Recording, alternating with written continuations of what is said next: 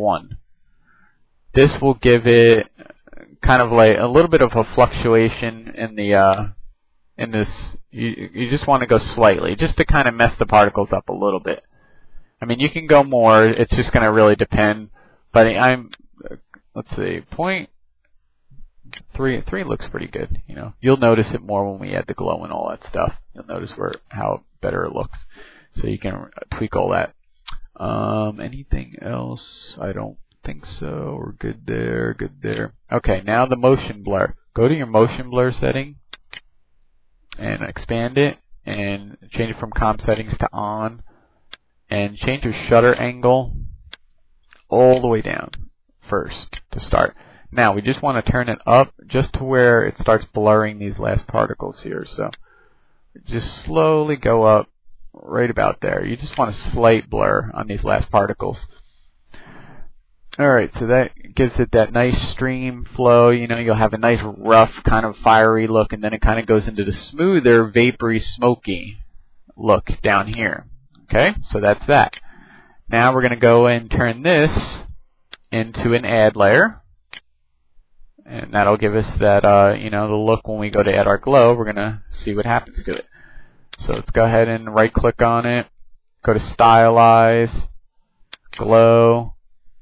Now for our glow settings, let's try it on the alpha channel, see how that looks. And we're going to go to A and B, make sure it says A and B colors. Do the same thing as we did on the eyes. It could be any color you want.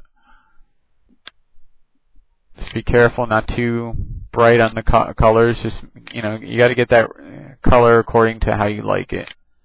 Okay, yellow for that one. That looks good.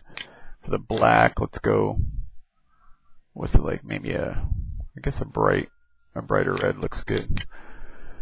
Okay, now that's that. Now we can go ahead and tweak our threshold, radius, and intensity to wherever you like. You can go with a higher threshold, which kind of gives you the particles here, and then they kind of like shoot off in like little shots, you know, little like, I don't know, it's kind of a cool look. I kind of like the look to where it's not a full fiery stream. You kind of got those random little fluctuations towards the end there. I just kind of like the way that looks. So that's basically it for that. And then you got the fire coming out, and that's basically all you got to do there. And, you know, if you want to tweak stuff, maybe add more particles, possibly make your stream a little bit thicker. You know, that's up to you. If you want to change the size, that's up to you. Basically, all those settings that I did, I would probably leave opacity over life the way it is, because that's fine. But, you know, you can try all different settings, the thicker end streams, and just to see what works for your taste, like that, you know. But I tend to like the thin stream. Alright, so that's basically it for that. I'm pretty much good to go. You can try adjusting your A and B midpoint, maybe to bring more of the reds in. Alright, now what we want to do is add another thing to it, which would be under blur, channel blur, and then repeat edge pixels, just in case we hit the edges, and alpha blur. You want to turn that one up just enough to where it's the size of the rest of your eye, like that. And then it kind of gives it like an outside shell to everything. Let's go a little bit less. Maybe turn up the blur teeny bit on that so it's a little bit more smoother. Like that there. So now we have like an outer shell around it. Let's try brightening it up a little bit now that we did that. Bring back more of the yellows. Alright, that looks good. Okay, so that's our heat vision for the one eye.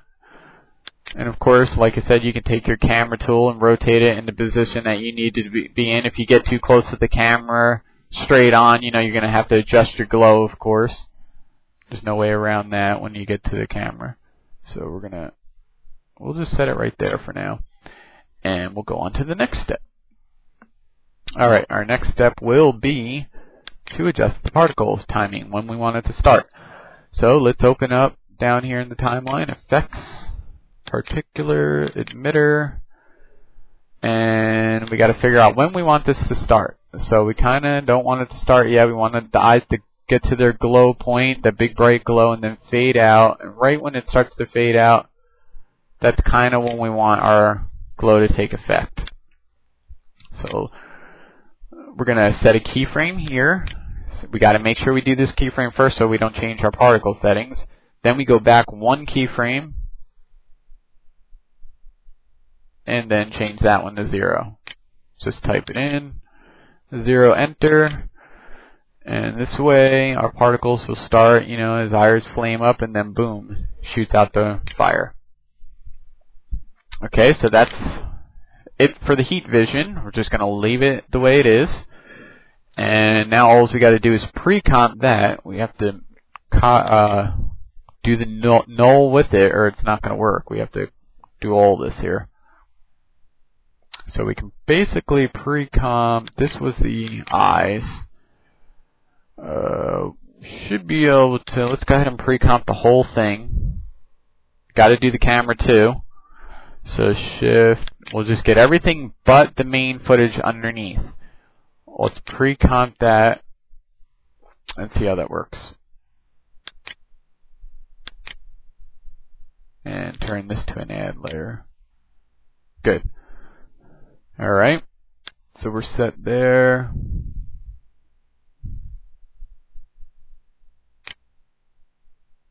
And no, the other thing we got to do is here. But you know what we'll probably do? I just don't like the idea of pre-comping my eyes with that, so we're just going to make another null object. Duplicate it, Control D to duplicate that. And let's go ahead and link. Make sure this one, we're going to link to this one. So make sure it's the right one, and this one. And for this one, we're going to link, make sure it's the bottom one. Okay, so this way we can just pre-comp the camera, the heat vision, and the null for it to its own comp. I just like the idea of doing that better. So we'll call this the vision. Heat vision, because I already got it as set like that. Heat vision. Make sure we move all attributes. Okay, that's one. And we got to set that right back to add. Okay, now we can basically leave the eyes where they are, since it's already in its own comp. But actually, we got to turn it into a comp first, because this is another thing I want to do is show you how to displace it, but we have to turn it into a comp first. So let's go ahead and do that. That's what we got our other null. So we got to select a null, and we got to select our eyes, our eye comp, and go ahead and pre-comp that. Move all attributes. We'll call this our eyes comp. Click OK. Turn that back to a lighten comp. Hopefully we did everything right and everything's linked. Okay, good. Just the previewing cuts off we don't see our preview, our nice glow in our eyes until we let go of the preview thing. Okay, now we can go ahead and on our footage, let's turn this off, turn that off. On our footage, we're going to right click and we're going to go to distort, displacement, and we're going to select the heat vision first, change to luminance, wrap pixels around. Now we can just go ahead and just tweak this to where it just starts to affect the face. Look for areas that it's just going to affect. You don't want to go crazy with it, but you want it to show. So when it flows, it's kind of rippling, like giving that vapor look. See how it's rippling his skin? Just don't go crazy on it. Set it however you feel that you need it for the scene. And we're also going to make another one. Store displacement, and we're going to set it for our eyes. Set luminance, wrap pixels.